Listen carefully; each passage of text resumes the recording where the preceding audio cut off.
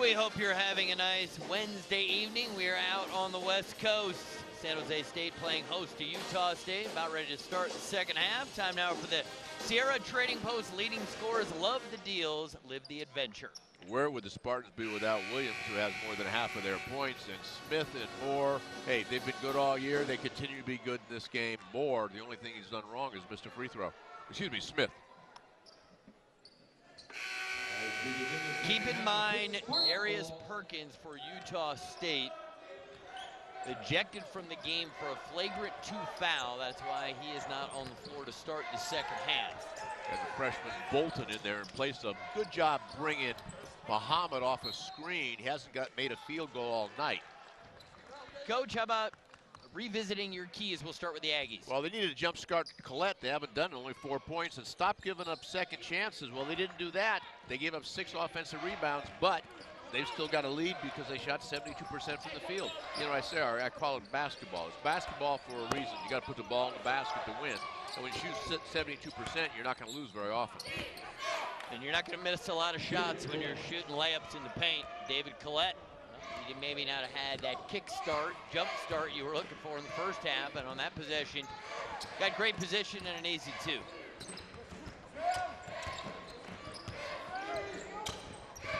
Williams has been the star for the Spartans. Jumper on the way, no good. Jalen Moore the rebound. Well, Thornton shoots the three. He's 6 for 49 on the year. Why do you shoot the 3? It's a simple game. What you can do. What you can't do, don't do. And you're probably going to be pretty good. Well, there he drives it, throws it up off the glass and gets it to go. Isaac Thornton, tough shot. He's got 4 points. The sophomore from San Antonio, much better as a driver than as a jump shooter. So you think 6 for 50 now, you can just shut it down. No more 3-point attempts for the season? Well, I'm not shooting it early in the shot clock. Okay. It's like when Mahoney shot that one early in the second half. In the first half, early in the shot clock. Moore picks up the dribble. Bolton to drive, and it was blocked from behind, but Moore there to clean it up. So Moore now has 12 points and 5 rebounds. In the Mountain West, he is 7th in points, 7th in rebound, 3rd in minutes. And 1st in my heart, because I think he's a very good young player. That was a little special moment there. You didn't prepare me for that. And it wasn't even Valentine's Day. Yeah. And Collette, he was waiting for his teammates and then thought, you know what? I'm just going to take it to the rim. And the bench is having fun with that because Collette, who's a big, morphed into tiny Archibald there with a little shake and bake in the crossover and gets the ball to the cup. I think you lost about half our audience with the tiny Archibald reference, but I knew who you were talking about. All right, we'll make a Chris Paul reference there. We got you back in? Yes, okay. Yeah, now you got everybody. What tiny Archibald was Chris Paul 25 years ago. Yeah. I'm just hanging on. I'm with you. Blocked by Collette, and Williams' foot on the line. And let's revisit your keys, Coach, for San Jose. Well, San Jose State needed to get Gainer scoring. We only got 5. They did a good job on the offensive glass, but the problem was, look at this. They got 6 offensive rebounds, but no second chance points.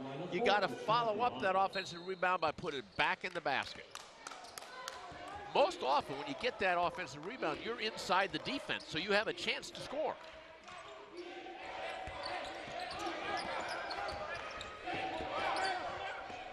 Smith drives, and he is fouled and will go to the free throw line.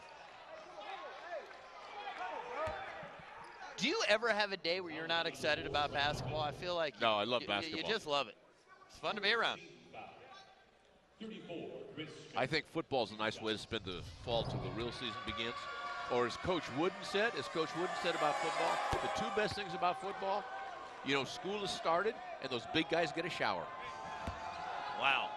Now, you know that I was a very poor college football player, so I love football, but I madly love this game.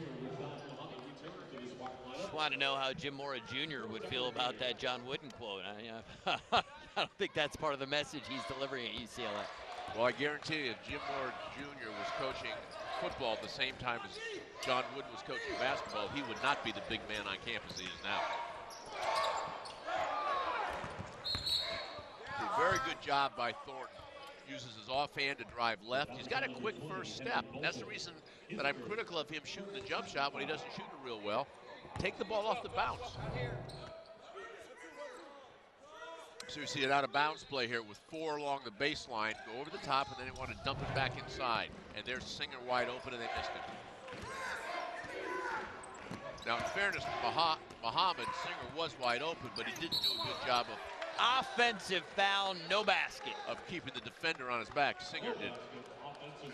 And it's also a thing whether or not a teammate has confidence in another teammate. You know, Singer may flash in the middle, and you think, okay, well, the big guy's open, but that guy's been playing with him, think that might not be our best decision. That's right, because he may not be he's the young freshman, may not even catch the basketball. Right. And you're right, those players out here wearing the white jerseys know their teammates better than I do.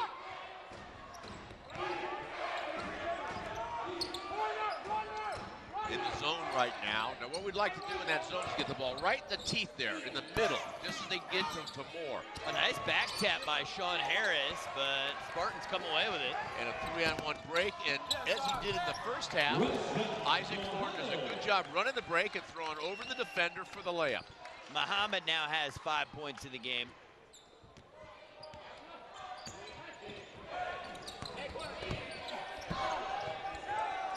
Jalen Moore, nice pump fake, and the drive, and he is bumped. We will take a break. When we come back, Jalen Moore to the free throw line to shoot 2. Terrific night so far for Jalen Moore, 12 points and 5 rebounds. The little ones having fun because they're here rooting for the Aggies, and the Aggies have a 17-point lead. So we're going to talk a little bit about zone offense and why you want to get the ball into the high post elbow area. The ball starts to reverse. We see Moore flash in, he makes the catch. Now look here, when Moore catches, he's got the pass down low to his partner. He's got Sean Harris flashing there, or he can reverse pivot and find his partner over here. That's the reason you want to get the ball into the high post, because good things happen. In this case, the good thing was a jump shot. But you can see the passing angles that come when the ball gets into the high post against the zone.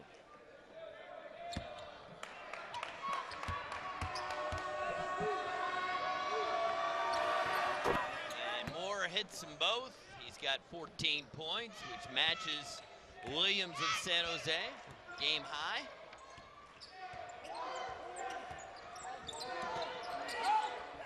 How do the Spartans find a way to get easy points in the half court? Well, in the half court, they need to start driving the ball more. Then they might get to the free throw line.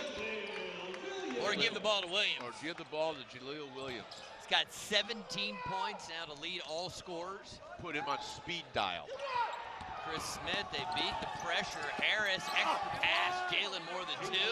And there's that sharing the basketball. Stu Morrill's team. 62.5% of their field goals come off assists.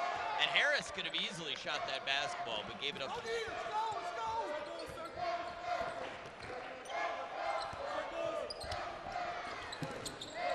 Only looking inside to Singer. Now Singer needs to be a passer from that spot. Blocked by Harris. Blocked again by Harris. So what I like about that, you call that multiple efforts on the same defensive possession. Some players only make one effort on the defensive possession. Sean Harris makes more than one.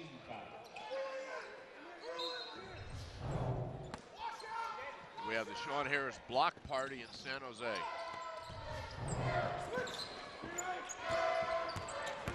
Good decision by Thornton. And another block from Harris. That's 3 on one trip on the defensive end. Pass up court, Jalen Moore the finish. And the Aggies got it rolling now here in San Jose. The lead is 20. 18 points for Jalen Moore. The block was defense leading to offense at the other end. They're playing 4 around 1 here with the one being Singer inside. And Jalen Moore the steal. See it, everybody. Jalen Moore's got 20. And how about this, Coach? He's 6 of 8 from the field, 7 of 7 from the line, 5 rebounds, 2 assists, and a steal. Yeah, typical line for Jalen Moore. Is he gonna make your first team All Mountain West? Is the question everybody wants to know. You may be the only one. Jalen Moore couple. Welcome back, Jalen Moore. Very efficient. 6 of 8 from the field. He's got 20 points. His career high is 22 points. He has not missed a free throw. Here he is getting in the passing lane and taking it the distance. You know what Stu Morrow says? You couldn't ask for more, because this guy's done it all night long and all season long. And you're right, he does make my unofficial Mountain West All-Conference team. It's official to me. As long as you share it with me, it's official. Viku Nomaaya now on the floor for Utah State. He wears number 1. Seeing action in just his 12th game. And he defends Thornton there, who had to get rid of it for the shot clock. Now, amongst all the players in the Mountain West, Jalen Moore 3rd in minutes played. And there's some good players on that list. You can see the Wyoming player has 2 on that list because Jalen Moore misses the bunny. You don't see that very often. Wyoming's players have to play a lot without much depth. And part of the reason that Marvell Harris is there is because they had a game that went into triple overtime. I was there for it, so that's going to add to your minutes per game. Percentage of minutes played is actually a more accurate stat, because sometimes certain teams get to play extra minutes. Spartans pressing now for the first time. A little 1-2-1-1 full court press, and they forced a turnover out of it. I like that with number 1. Say number 1's name again. Nomaaya. With Nomaaya in handling the basketball, a player that you said is only his 12th appearance on the season. They put a little full court pressure on him and looked for him to cough it up. Again, if you haven't been with us, Darius Perkins, the starting point guard, was ejected for a flagrant 2 foul as Muhammad hits the 3. We have Rashad Muhammad cited because he has been missing in action a lot tonight. He is a good player. For those of you who haven't seen him before, he can really fill it up quickly. He had 17 first half points in Wyoming the other day. He now has 8 in the game. McGlaston before the shot. So we take a look here at Muhammad on the right corner, knocking down the jumper. Notice how he does a good job of being ready to shoot the basketball. And one of the things I like about Thornton on the pass, it was not an area code pass. He put the ball right in the shooting pocket, so all that Muhammad had to do was pull the trigger. McGlaston can't finish. Bossor influenced that shot, came away with the rebound. And Bossor, a good rebounder. You know, as bad as San Jose State was in Logan, Utah, Bossor had 11 boards. So he is a good rebounder. A foul and free throws coming up for Gaynor, and you said for San Jose State to have a chance to win that Gaynor had to score a lot of points. That has not been the case thus far tonight. He's got 5 points. He's a player that's been really up and down. He'll go for 21 night and 2 the next.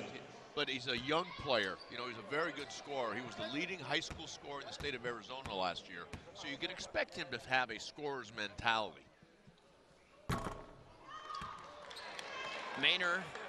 Gaynor, an excellent free throw shooter at 79%. See if he can go 1 for 2.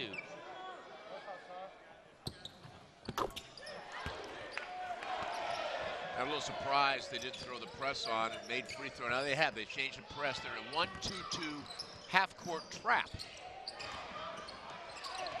Half-court trap, like any zone, you want to go in one way and out the other, because once it goes in one side, the zone swings that direction. In one way, out the other. Both Smith and Moore are on the bench. And Clint had a block, but Sean Harris is there to clean it up. And Harris actually got the scoring opportunity for Collette. Only appropriate that he get the score. Well, he said Gaynor needed a score. Suddenly come alive. And you can see Muhammad pushing his team towards the press. He's remembering they're supposed to be in it. There's that trap, a dead man's corner. That deflection should have been an interception. That lob pass. Look for a timeout here. Who could have gotten to that one? The 3 is good for Muhammad. 11 points suddenly for Muhammad. Last in the drive, and he is fouled, and he will shoot free throws. family. Shabazz Muhammad, older brother of Rashad, 13th overall pick in the 2013 NBA draft by the Timberwolves. Very good numbers. The bloodlines are good, and it goes another generation deep for you, Coach. Yeah, the father, Ronald Holmes, played at El Toro High School in Orange County and then at USC. I recruited him when I was the assistant at Oregon. Obviously, we didn't get him. He went to SC. And he was an excellent player with a career average close to 15 points a night at USC. Ronald Holmes, very good player. The DNA was passed on to his children. The DNA is an amazing thing. I can recall I was in middle school, and a player who played in the NBA, Wes Matthews, had the father of Wesley Matthews Jr., who plays for the Trailblazers. I remember when Wesley was born, his mom was a Wisconsin track and basketball star. Of course, Wesley was on his way to the NBA, and I thought, heck, if it's about the DNA, this kid's got a chance, and he's turned into a pretty darn good player. Well, we just saw Klay Thompson play in the NBA All-Star game, one of the Splash brothers. Klay Thompson, everybody knows his dad, Michael, who was the first pick in the NBA draft and a very fine NBA player. What some people don't know, his mother was a great volleyball player at the University of San Francisco. When you put it together, guess what? You got an all-star. That's why whenever I see LeVar Arrington at my other job, I still think him and Serena Williams, when they were dating, should have had a child just so we could have seen what kind of athlete it could have been. I just wanted to know. LeVar, of course, happily married now. Now the Spartans ought to put a little pressure out there on the point. Again, when you get a backup point guard in that hasn't played many minutes, that was a nifty move. Doesn't finish. Osor with the rebound. Well, Klett doesn't have much lift on that jump hook. He gets extension, but doesn't get up in the air at all. Thornton gets the two, and the Spartans over the last 5 minutes or so have displayed something that everyone told me it's not for a lack of effort. The Spartans just don't have a deep team. Coach Wojcik's rebuilding this program. The guys are giving good effort. Smith, tough shot, and it's good, no foul, and Chris Smith continues a great night. So he's got 15 points. Go check that, 13.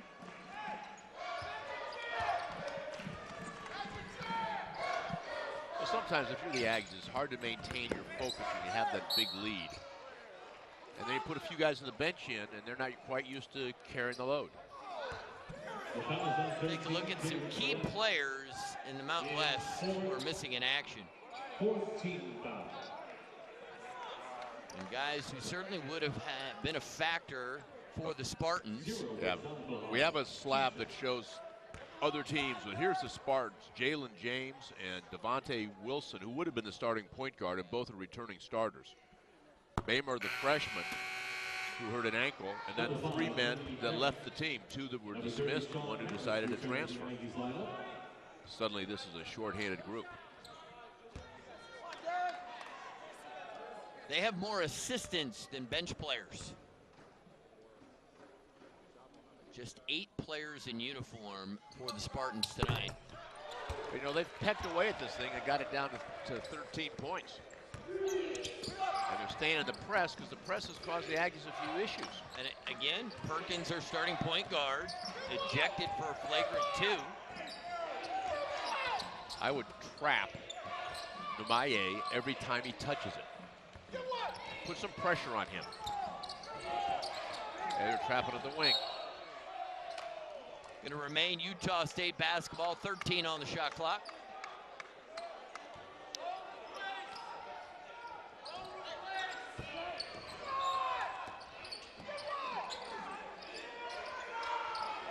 Smith doesn't seem to be aware of it. Now he's aware of the clock. And he's drive, kick. Moore's triple was way off. Somebody opened the door and the wind blew in. I mean, he missed that one bad. We're sitting here lauding his play. That triple's no good. That could have made it a 10-point game.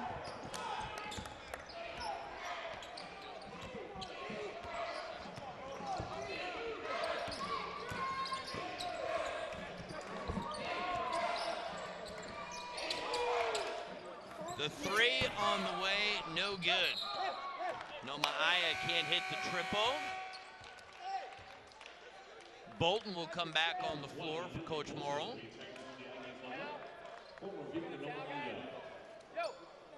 No, I gave them, you know, he didn't turn the ball over.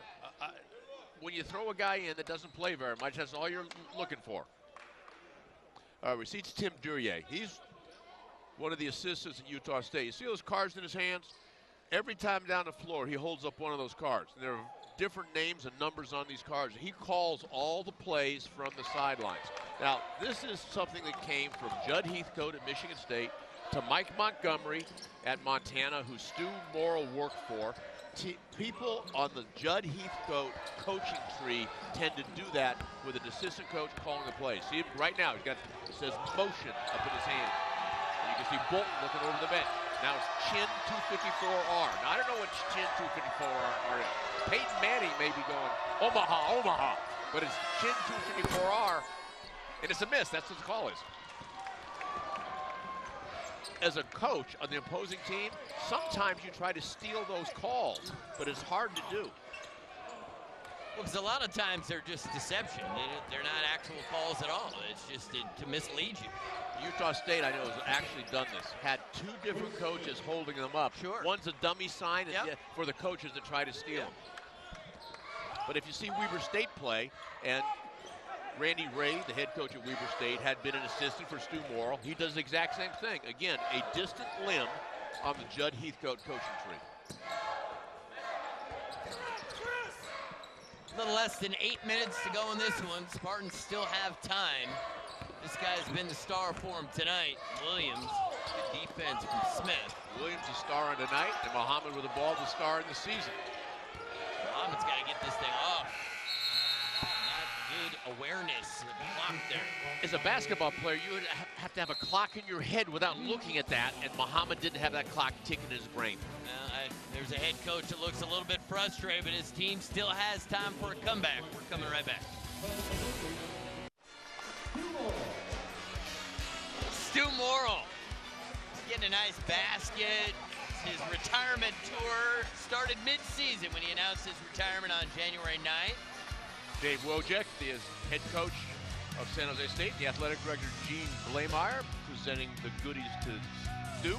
And these are the goodies that Stu has presented to all the fans at the three places he's been a head coach. First at Montana, where he followed Mike Montgomery, then at Colorado State, and now here at And if you look at that bottom line, Coach, it's pretty cool. Right here on Root Sports, his final game as head coach in Logan, one of the best atmospheres in all college basketball. Root Sports will be there for that. And you're right, you make a good point. Utah State is one of the best atmospheres in college basketball. The student section, the herd, gets it going good. Smith back to Harris, basket and the foul. If a team is going to press, you have to make them pay for the press. They're going to get a few turnovers. Okay, fine. You've got to make them pay by attacking the basket at the other end. Don't give them a free press. And there was no free press there as the team in blue attacked the cup. Very nice textbook there. Setting up Harris. And Harris with the free throw has 5 points in tonight's game. He averages less than 2 points per game.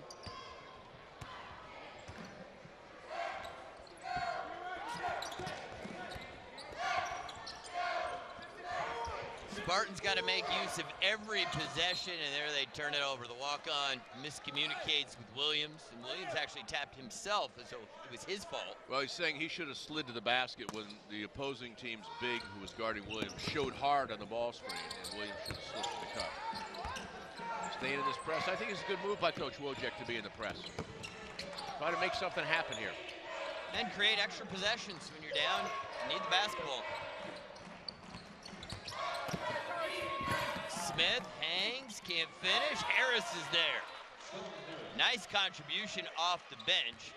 Yeah, we were kidding around before the game that they're 7-0 when their bench outscores the other team's bench. When the other team's bench only has 3 guys on it, you figure they got a pretty good shot to outscore them. Yep.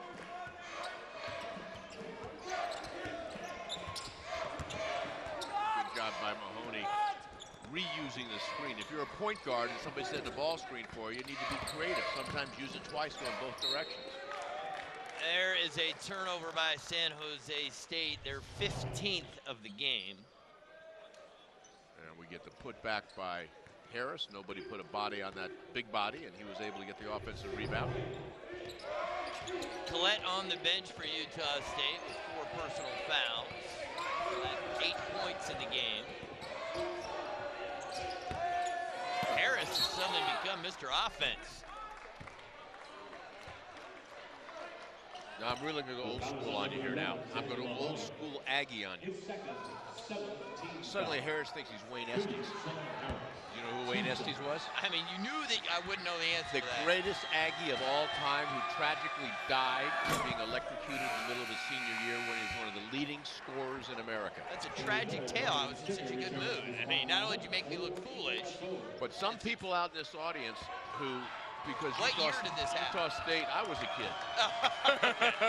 Because Utah State is new to the conference, don't know some of the history of Utah State, some of the great players that played at Utah State. So maybe next time you lead into it, you could be like, well, here's an interesting historical note on a team fairly new to the conference, as opposed to making me look like the schmuck. Ari, if you can't keep up with the old guy, that's your problem.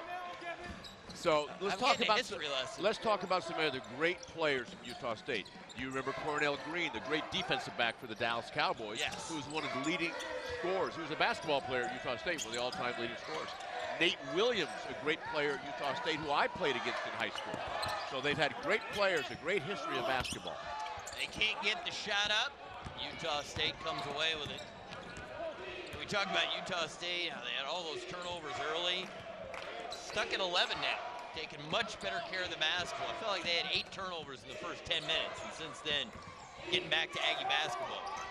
Smith has been terrific. He knocked down this 3.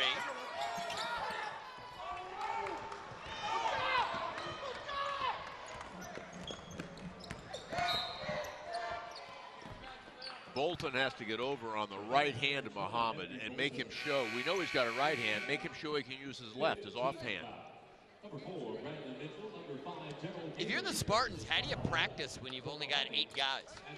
A lot of 5-0 offense. A lot of breakdown drills. Not many breathers. Do you go 4-on-4? A lot of 4-on-4. Okay. No question about it. A lot of 4-on-4. And one of the things that Coach Wojcik has to do is he has to make sure the practices are short and sweet. 1, because he can't fatigue his team. And 2, because as we talked at the outset, you got to keep their spirits up. Yeah. One of the things I want to make sure we know here, this is Dave Wojcik's 2nd year at San Jose State. This place has been down for a long time. In the last 15 seasons, San Jose State has averaged 9.2 wins a year. It's not like he suddenly turned this program in the wrong direction. Their best season in 15 years, 17 and 16. So it's been a struggle for a while here, and it's going to take Dave some time to turn it around. He's got some good players redshirting and a good recruiting class coming in. And the degree of difficulty moving into the Mountain West makes that even more challenging. Your point's well made. Utah State struggled coming in a year ago. Nevada and Fresno State the year before. Every team that comes into this conference, they don't come in prepared with the talent level where it needs to be to compete with the San Diego States and the New Mexicos of the world. I realize New Mexico's down a little bit this year, but typically they're very, very good. And just how tough the venues are to play. I mean, if you've never played at the Pit, it's an eye-opening experience. Moore can't finish. Harris saves it, and it will be Spartan basketball. Number 13, David Collette returns to the Aggies lineup.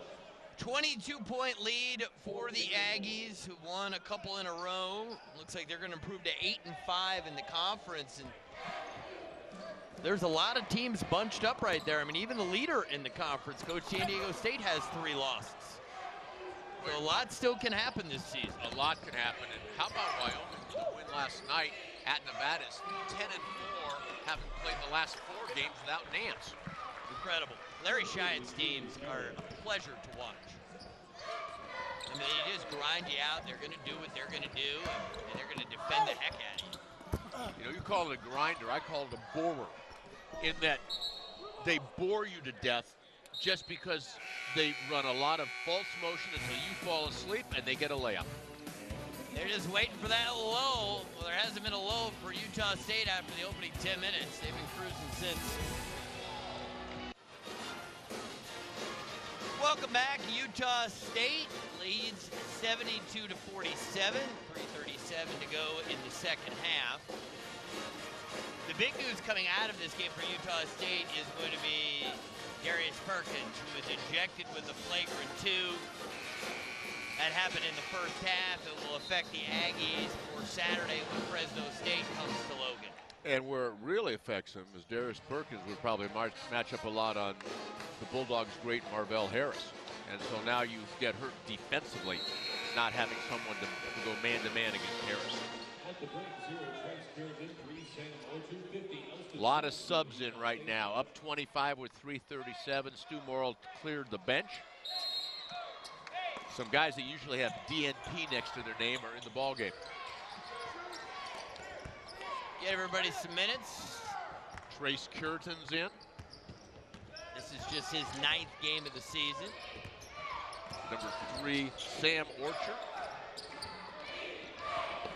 Orchard didn't even get on my board. Only 12 guys per team get on my board. He's gone deep into the bench. I need a roster. You know, he's put in this game players that would start for San Jose State. That's not very nice. No, I'm just talking about because of their lack of depth. Okay. And I'm not saying. Well, you said start for them. Yeah. How about play for them? All right, play for them. All right.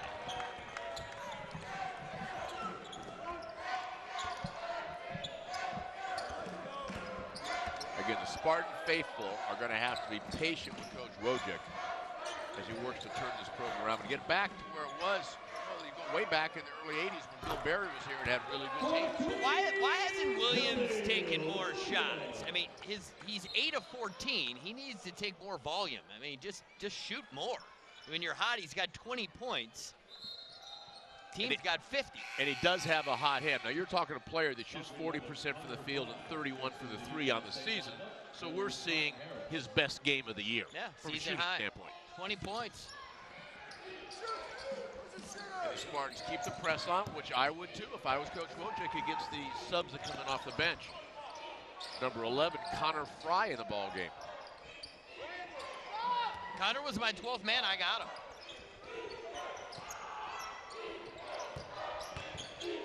Young big guy Elston in the post, play inside out off of him. Orchard to Jones, shot clock now at 6. Orchard needs some room and he does not get it off. Remember what I said earlier about Muhammad, if you're a basketball player, you got to have a clock in your head. You have a sense and feel of where the time is. You don't need to look at that shot clock, you should know that. And shouldn't the bench be communicating to you as well? They're on that end of the floor. Well, one of the things that I did as a head coach, anytime we got to the 10-second spot in the shot clock, the whole bench stood up. That was a verbal cue to the guys that we were under 10.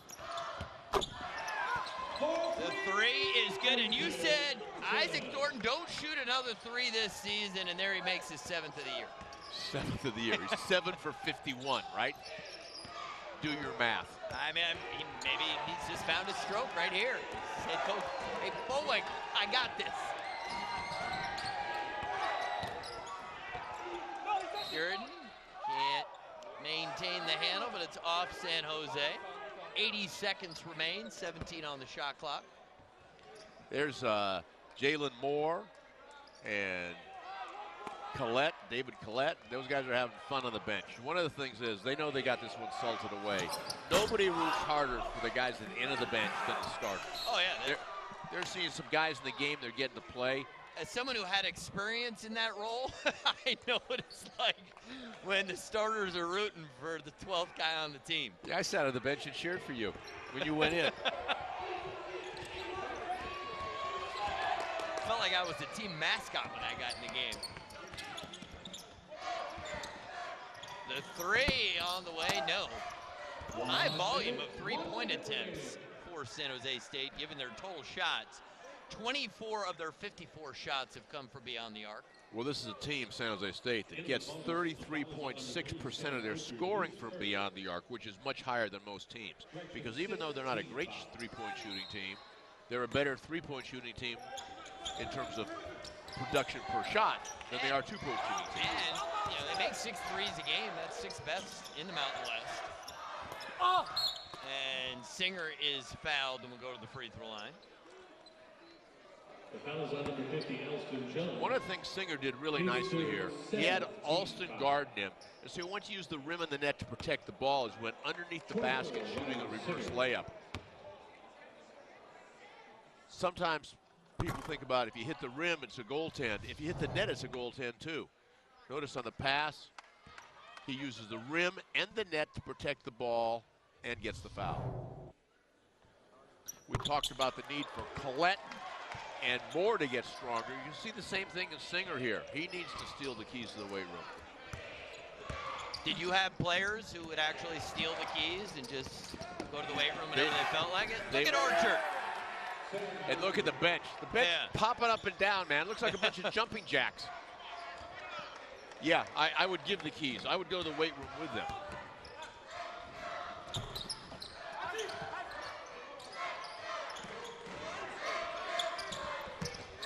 That was Orchard's first points of the season. You can see why the bench got excited. Chance for more here. Tough angle, no. Put back, no. Orchard again, and the bench loves it. He hadn't scored all year, scores on back-to-back possessions. It's the Sam Orchard show. And Thornton stepped out of bounds, failing court geography. Amongst the things that gave you gray hair was guys stepping out of bounds without pressure, one of them. Yeah, that was definitely one of them. Utah State does not need to take a shot, and Coach Morrow's team will be happy with a 22-point victory, 76-54. Coach, final thoughts on tonight's game? The better team won. Utah State's on a roll. They've won 3 in a row now. They're moving in the right direction. They've got a chance to climb up the Mountain West ladder. They sure do, as they are now 15-10 on the season, 8-5 in Mountain West play, and still truly in the hunt to win the regular season title. Just 2 games behind the San Diego State Aztecs. So Utah State has now beaten San Jose State 16 straight times. San Jose State, a good fight at the beginning of the game, but in the end, Stu Morrow's bunch, they're getting hot here in February, 3 straight wins. On behalf of Dave Bullwinkle and our entire Root Sports crew, I'm Ari Wolf wishing you a good night from San Jose. Our final score is 76-54. This has been a presentation of Root Sports, your home for Mountain West basketball all season long.